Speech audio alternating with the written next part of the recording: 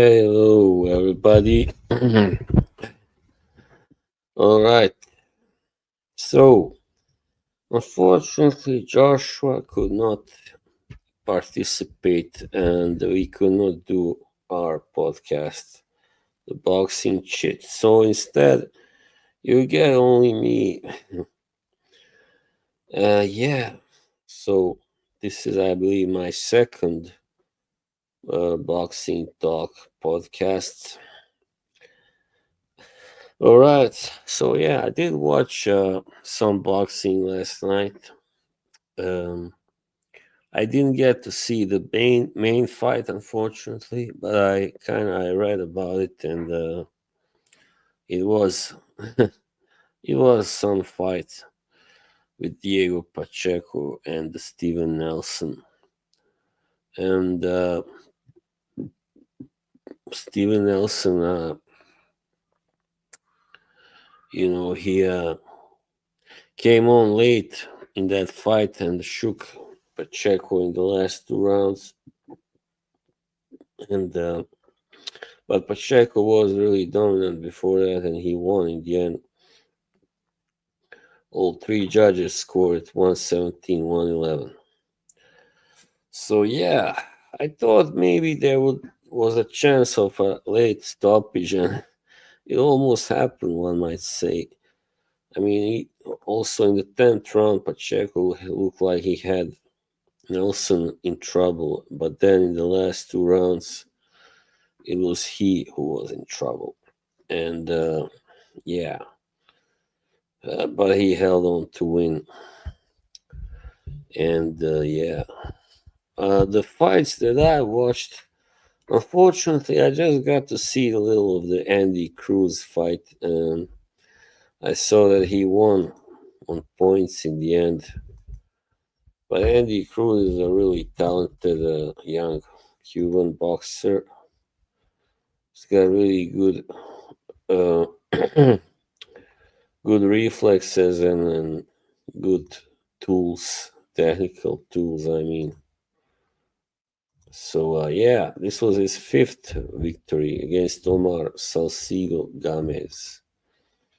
Yeah, I watched the last fight this last summer when he knocked out Antonio Moran. That was very, wow, what a knockout!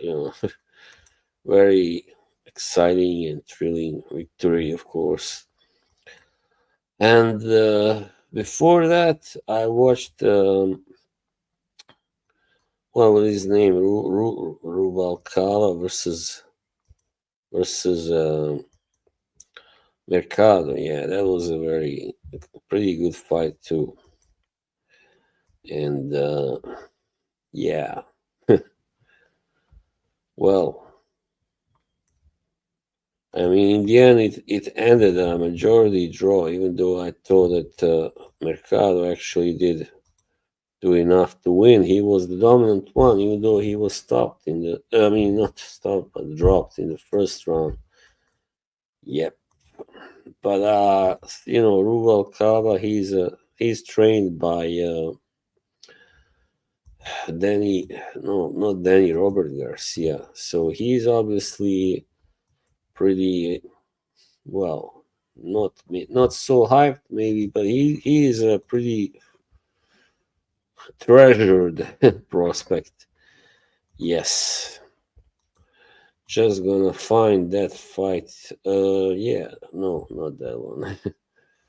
Ernesto, no, or that was another fight. Sorry. And yeah, but it was especially the first round was very exciting because Mercado, the other Mercado, he was really throwing a lot of shots, very aggressive. He is a smaller guy, a lot shorter guy, and he did what he had to do. He knew he had to stay on top of Rubalcaba because yeah. Otherwise, the taller guy. And Rubalcaba looks also like the younger guy as well. and that's what you want to do. I mean, obviously, Mercado is not a one punch guy, you know. So he had to throw a lot of punches. Still wasn't able to get Rubalcaba out of there.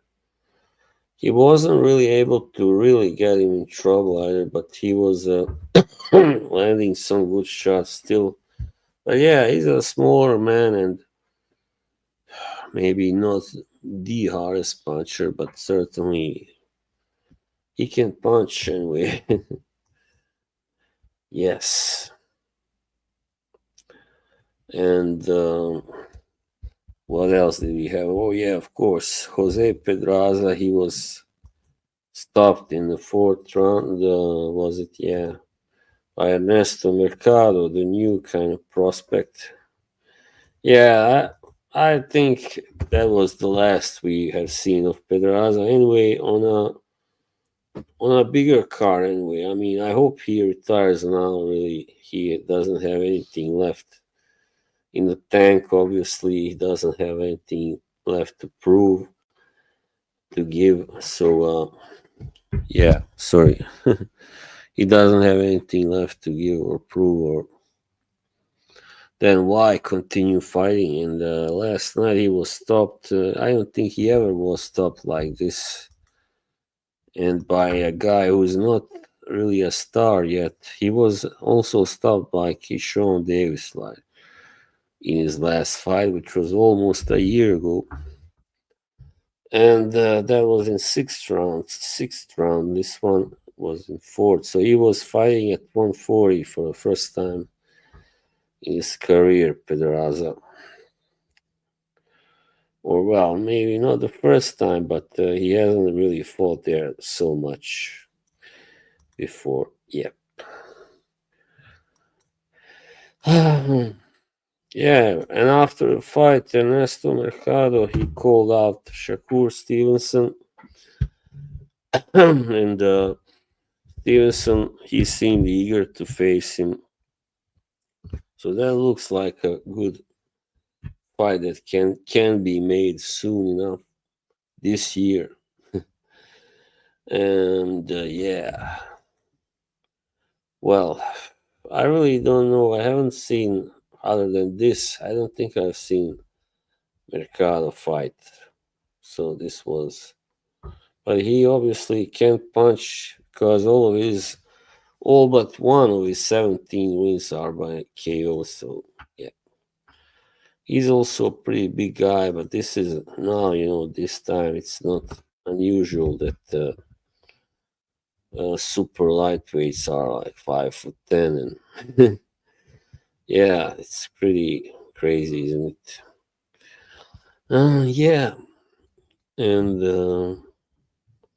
as for the main event, Diego Pacheco, he just scored a pretty big, important victory last night because Steven Nelson was undefeated. He is a quality fighter, even though he's not so young anymore. But he started pretty late, as a pro in his life. So yes, I like where Pacheco is going. I mean, I like the way he's looking now as a fighter. He's still very young, only 23. So he's headed for the big league, of course, headed for big fights, and we'll see when he gets there.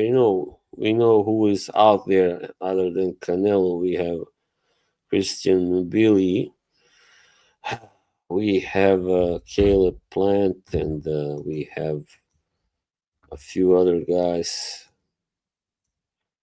Super middleweight once again. Osley Iglesias.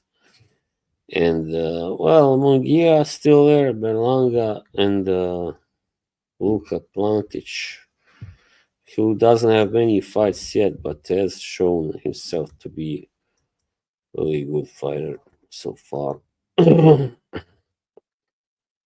And, yeah, so That's what it is about. Well, all right. Also in England, we had Dalton Smith score a really stunning first round TKO against Walid Ouiza for the European and WBC silver super lightweight title.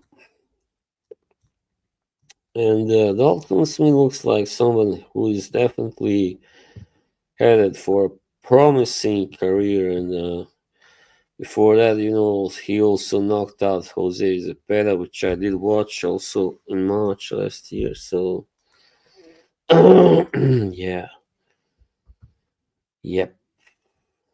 And all right, then we can talk about a little bit what's coming next week. We got a pretty good weekend, ahead of us. Yep. On Saturday, the 1st, and Brandon Figueroa is fighting Stephen Fulton by weight.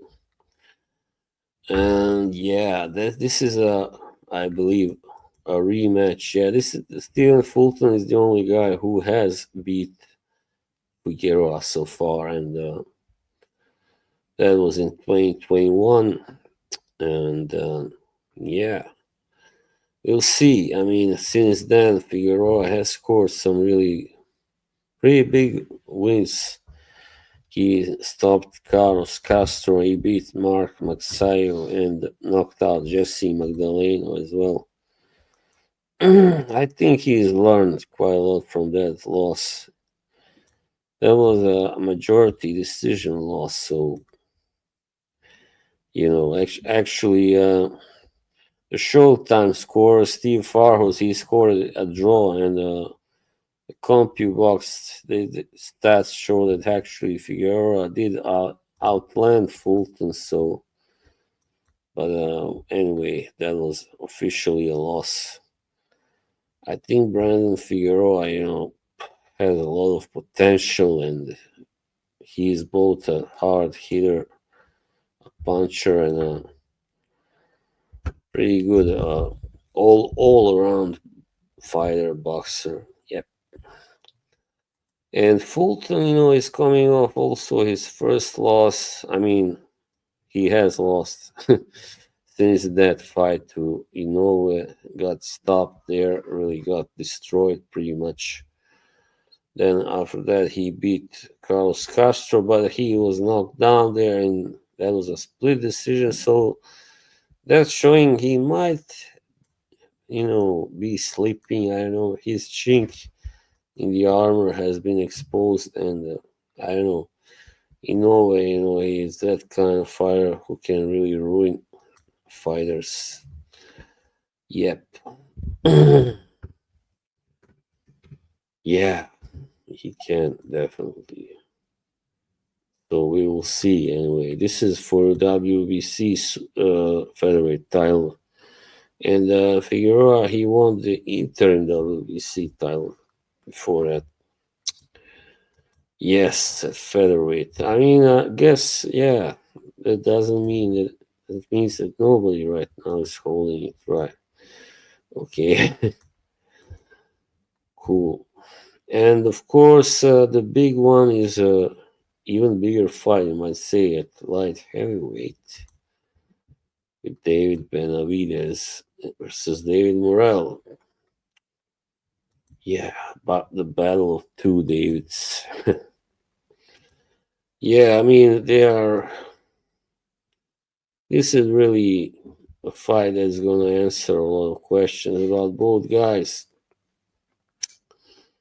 And both have been successful so far, especially Benavidez. Both are unbeaten. Morrell has far less fights, only 11, but he has been impressive, even though he, hardly has faced the same kind of competition as Benavidez, who has beat a few world champions or former world champions anyway. Yeah, 4-5, I don't know, something like that so far. And Benavidez is slightly taller by an inch. Um, the difference is that the fact that Benavidez is a guy who just throws and throws, doesn't seem to get tired, while Morel is more like a puncher, really, who tends to just steamroll over his opponents and stop them pretty quickly. And of course, in his first fight at 175, he wasn't able to do that against Kalajic, and he still won that fight without a doubt. He lost a few rounds, but he still won. Also many rounds. So yeah, that's there's no doubt that he won, even though that was a pretty tough welcome to the division. And Benavidez, he beat Gvozdik in his last fight, which was his first one in at 175. And yeah, what else is there to say? I mean, it's gonna be one hell of a fight, of course, but also because very exciting because fighters of two different styles are clashing. The punching machine that is David Benavidez versus the more kind of Cuban style, clever but also hard hitting Morel. Yeah. So I really don't know who. I mean, if you go strictly by number of fights and who they have fought and beaten so far, then technically you would have to favor Benavidez. But yeah, I don't know really. The thing is, even though Kalajic he never achieved what Vozik achieved, he still is or was more fresher, less shop worn than Vozik when Morel beat him. So there it's kind of hard to say which victory was better out of those two. But yeah. I guess you might say that Benavides won a little more comfortably, a little clearer. Yeah, maybe. I guess so. Yeah, that's whatever happens. Many people are expecting knockouts in fights like these. I wouldn't really be so optimistic about a knockout happening because when there's a lot of at stake and both guys are really ready and willing and really able, then it's hard for one of them to stop the other and prevail in that fashion. Then one of them has to make a mistake simply and or just get tired. I mean, if anybody should get tired in the later rounds, then of course it's more likely to be Morel. Yep. So yeah, I think probably it will go the distance, and if it doesn't, then it will go, into the late rounds, almost certainly, like at least 9 rounds, 9, 10, 11. Yeah, well, yes, all right. And then we have also Adam Azim fighting Sergey Lipinets, who it's pretty amazing to me that Lipinets is still fighting. Like seems like forever when I first heard of him. Like seems like ages ago. Yeah, I mean Adam Azim is the young lion, and this is young lion versus old lion. Of course, He was very impressive last time when he knocked out O'Hara Davis, and he's a tall, hard hitting, and skillful boxer. Definitely, really, I like his technique and fighting style. He fights tall also.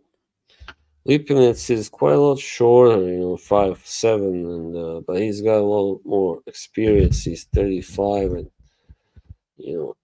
13 years older, and yeah, he was knocked out by Jaron Ennis, but Jaron Ennis that was 21, and pretty much I think many people said goodbye to him, and back then were like, oh yeah, that's the end of Lipinets. But he came back and he beat Omar Figueroa Jr. and Robbie Davis Jr. And yeah, he lost to Michel Rivera though in between. But Rivera is also pretty young and very pretty promising anyway prospect. And yeah, that's how it is. I think, of course, this fight is also at Wembley, so so many things are loaded in Azim's favor, and who actually lives near London in Slough. So he comes from Slough. So pretty much fighting at home, like just around the corner, around his corner, and where he was born and grew up. And yeah, I think he'll probably even stop Lipinets. But even if he doesn't, he will win this fight, which is for the vacant IBO super lightweight title. I can see, Lipinets quitting also after enough rounds if he gets enough punishment, enough beating, and there will be no shame, of course. The thing is, he hasn't had so many fights, so that's why he's still active. Despite being now for a pro for almost 11 years, he's only has 22 fights, so. And that's also a little because of COVID and a little because I don't know different things. He like fought once a year the last 4 years and stuff like that. Yeah, he was headed really in a good direction for a while there. I mean, he did lose to Mikey Garcia, but he also won the IBF title before that against Akihiro Kondo in 2017. Then he stopped Lamont Peterson, kind of retired him, well, pretty much. And yeah, he's just a good fighter altogether, but he doesn't have anything, like, he doesn't have really great power, he doesn't have great speed, he only has, he's tough, and he's kind of clever fighter, I guess. So those are his main strengths. Always have been. And Mr. Azim, he's very, as I said, he's got that boxing pedigree, the skills, the IQ, but also being very tall for the division. I like the way he, puts his punches together and all that. Good at combination punching and yeah, he's he will, I think, probably,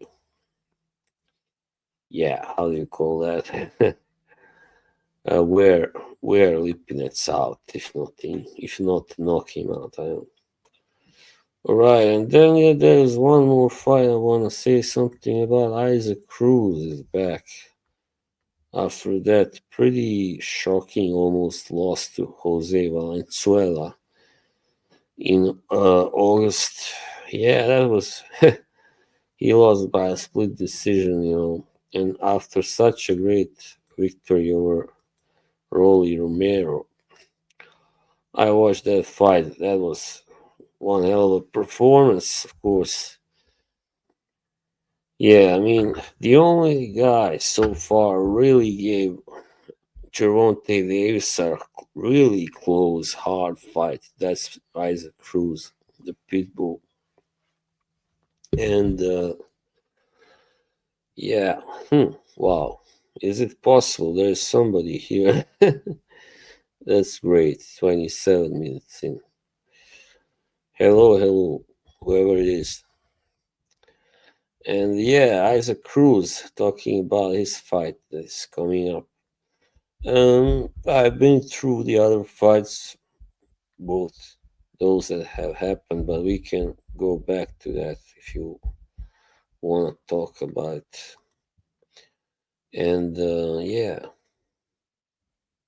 anyway, Cruz is now back against somebody called Angel Fierro from Mexico. And yeah, this is supposed to be a little easier fight, I guess.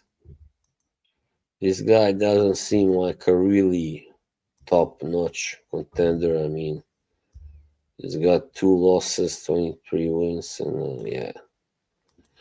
But I guess he's a tough guy. I'm sure this guy, Fierro. And yeah, I wouldn't want my fighter to, after a loss like he did Cruz by a split decision, I wouldn't want him to face somebody that was, too easy. I mean, there's if he had been knocked out, yeah, for sure, why not? If it was also very devastating knockout, then the next fight should always be a little easier. But he lost by a split decision, so that's why. I hello Jimbo, I love you. For once, I'm really happy to see you, my friend. How are you? So, have you watched any boxing last night, Jimbo? I was just about like, all right, I'll do this and then I'll turn on because nobody is here. But now suddenly 2 people seems like have joined also. Thank you. Well, we'll go a little longer then. I'm doing pretty well, thank you. I mean, earlier, earlier this month and also before New Year's Eve, I was feeling a little not so great physically, but now I'm doing better, definitely. Yes.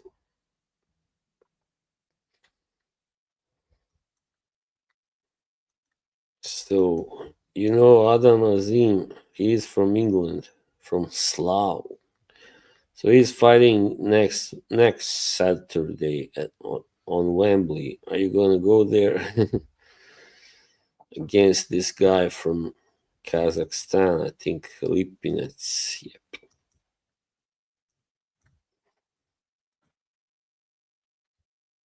Yeah,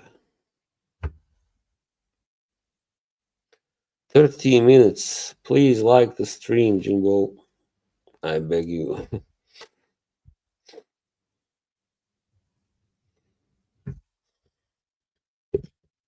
How is the sound? Is it better?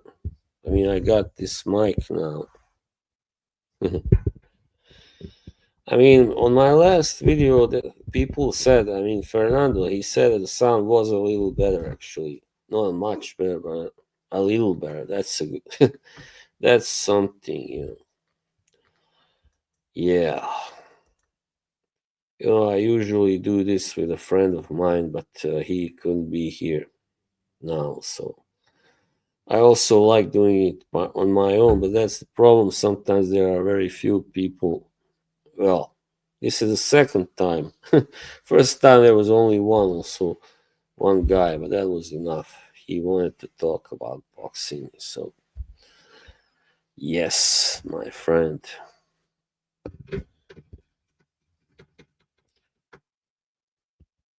Thank you. Oh, yeah, of course. There you go. I mean, I knew it. It was about YouTube, those, expletive. I mean, I found out what they do is they lower the volume of some videos. I don't know why. So yeah, whenever I would shoot the video and then later I would watch it, everything was fine. The sound was just fine. Then when I upload it, people say, "Oh, I can't hear anything." I'm like, "What the hell?" You know, how is that possible? We have another person here. Please identify yourself, or I shall turn off. Yes. So Benavides versus Morel, the great fight of next week. What do you think? Who do you have winning? Tell me. Seems like it's picking up now. 3 people are watching. Yeah, sometimes it takes like 30 minutes or so, unfortunately. What I gotta do, I gotta announce that I'm gonna do a stream in future because that way people that follow me can see it in advance. I'm gonna do that next time, I promise.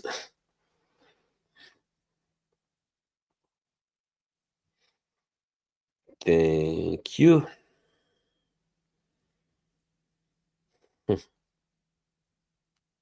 This is weird. Sometimes it shows there are fewer people than there are. I don't know why on a stream. And sometimes maybe it shows that maybe there are more than there are. Junto Nakatani, he's fighting in February. Okay. Hmm.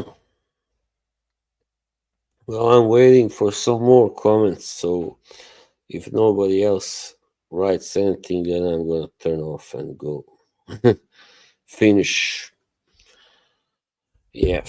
So I already talked about all these fights that have been last night, and that's gonna happen next weekend. So you can go back and watch it all, and later on when I end the stream. So yeah.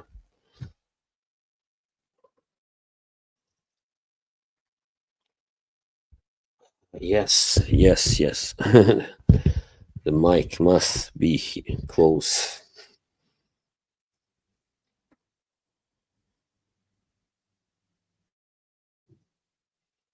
Yeah, I'm gonna try also. I have a guest maybe next time. We'll see. Yeah, yeah, I will. I will. I will.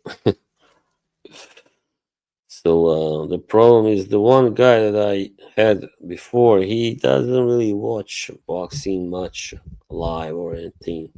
Can't really afford it. Sometimes I guess on Sky Sports he watches it. He's in UK, so yeah, it's kind of hard to find somebody. Well, anyway, okay, I see there's nobody else here. So that was it for this time. 35 minutes. All right. Yeah. Next week I'm back with Joshua and in on his channel, of course, 86 Boxing. Yeah, he did get over 2K. We'll see how it goes. I hope that increases the watching, the amount of views. So yeah, so far it only has done that for one video. All right. Well, okay. Well, I'll see you soon then, and next time I will schedule this. I will announce when I go live, and I'll try to get a guest or something. But sometimes I like to just interact with the chatters by myself, and that's all right as well. All right. See you then. Bye. Take care, Jimbo. Thank you for being here. Thanks. Bye.